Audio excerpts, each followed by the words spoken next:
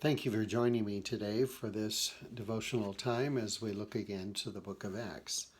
We'll be looking at the 7th chapter of this text, and as you look at it, you'll discover that it has 60 verses. So I'm going to do some summarizing and then read about the last 4 verses for you as we close out our time together today.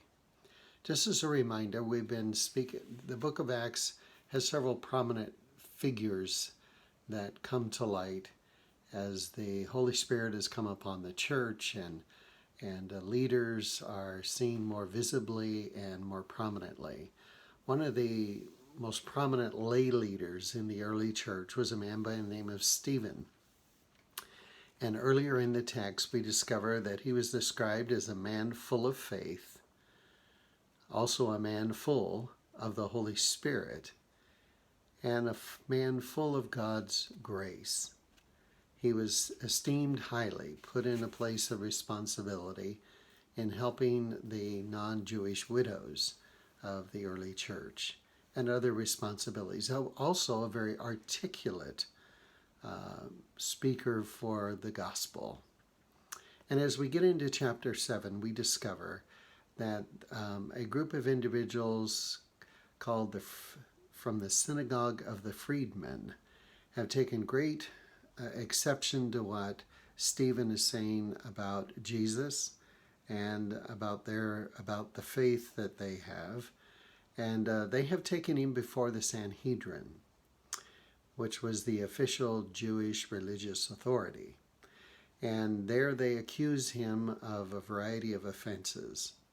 So we pick it up in chapter 1 there, and we discover that, and I'm going to summarize his speech to the Sanhedrin to you before we conclude the reading of the text.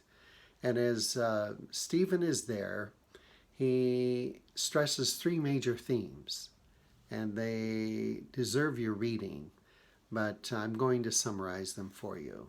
First of all, Stephen summarizes the activity of God is not confined to the geographical land of Israel. He points out that God spoke to Abraham in Mesopotamia and Haran. He blessed Joseph in Egypt. He spoke to Moses in the desert near Sinai during the incident of the burning bush. He performed wonders and signs in Egypt, the Red Sea, and the desert. And he also gave his people the law at Mount Sinai, far away from the Holy Land. The second part of the speech of Stephen was that worship acceptable to God is not confined to the Jewish temple. He reminds them that the burning bush was holy ground, and Moses had to remove his sandals there. He also explains that Moses encountered God in Mount Sinai and was given the living words. The temple was a suitable place of worship for the people of Israel as they traveled to the promised land. And Stephen concludes that everything necessary for pure worship was available for the people in the wilderness before they ever entered the Holy Land. And the Jewish scriptures testify that God does not dwell in houses made by human beings. Almost reminiscent of the words of Jesus spoken to the woman at the well. The time has now come when they who worship the Father will worship him in spirit and in truth, not in a location. And then the third thing that was a part of his speech that the group took such great offense to was that he says that the Jews have constantly rejected God's representatives. Joseph was rejected by the patriarchs. Moses was rejected when he tried to intervene between 2 Jews. And yet this Moses was sent as Israel's deliverer. The message of Moses they rejected and instead erected a golden calf. And Stephen climaxes his message in some vigorous language by claiming that Israelite history is a history of rejection of those God has sent to them. It is here that we pick up the concluding verses of this text and comes to an incredibly difficult and challenging conclusion. It said, speaking of the Sanhedrin, when they heard this, they were furious, and they gnashed their teeth at him. But Stephen, full of the Holy Spirit, looked up to heaven and saw the glory of God and Jesus standing at the right hand of God. "Look," he said, "I see heaven open and the Son of Man standing at the right hand of God." At this they covered their ears, and yelling at the top of their voices, they all rushed at him, dragged him out of the city, and began to stone him.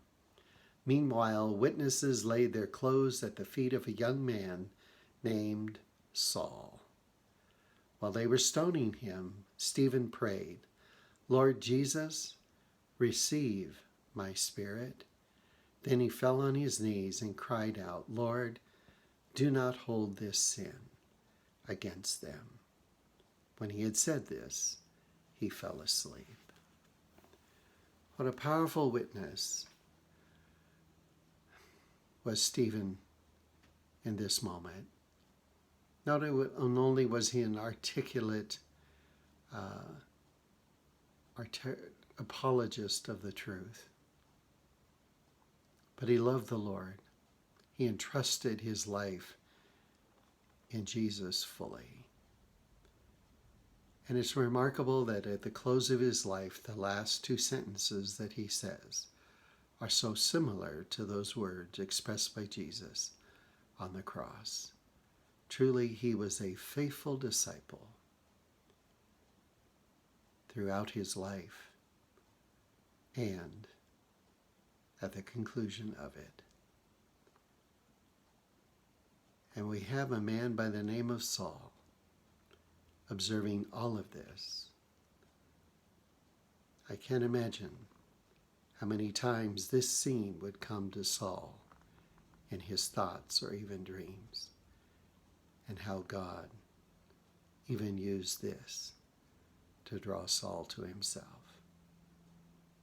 We are called to be the Lord's faithful disciples, even to this kind of end of our life.